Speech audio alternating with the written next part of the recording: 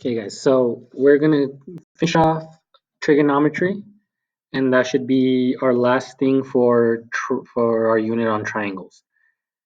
So trigonometry is just basically in-depth study about triangles, and that's what the majority of pre-calculus is based on trigonometry.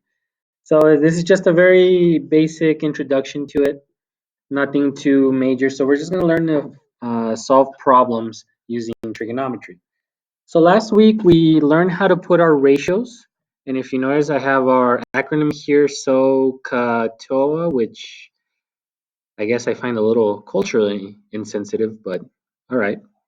Either way, we learn that sine is putting your opposite side over your hypotenuse. Our cosine is our adjacent side, which is the side next to your angle over your hypotenuse. And tangent is the opposite side over your adjacent side. So we can have a sine, a cosine, and a tangent for A, and a sine, a cosine, and a tangent for B. So if we find those, we're gonna have sine of A, sine of B, sine of B. Well, actually, let's go ahead and just find the cosine of A. So we're going to find cosine of A, and then our tangent of A. So our sine of A, we're going to focus on this angle right here. It's going to be our opposite angle, or our opposite side over our hypotenuse, which is 6 over 10. And try to simplify it as much as you can, so 3 over 5. Then our cosine of A is our adjacent, so our angle that is next, or our side that is next to our A, which would be 8 over our hypotenuse, which is 10.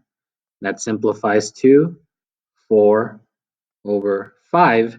And finally, we have our tangent, which is our opposite, 6 over our adjacent, 8. And that simplifies to 3 over 4.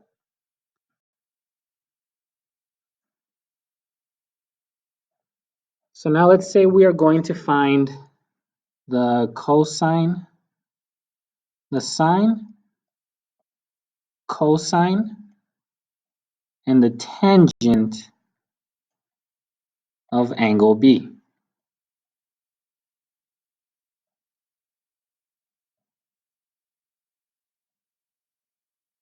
So now if we focus on angle B, the ratios change a little bit because the opposite side of angle B is 8 and the adjacent side is 6.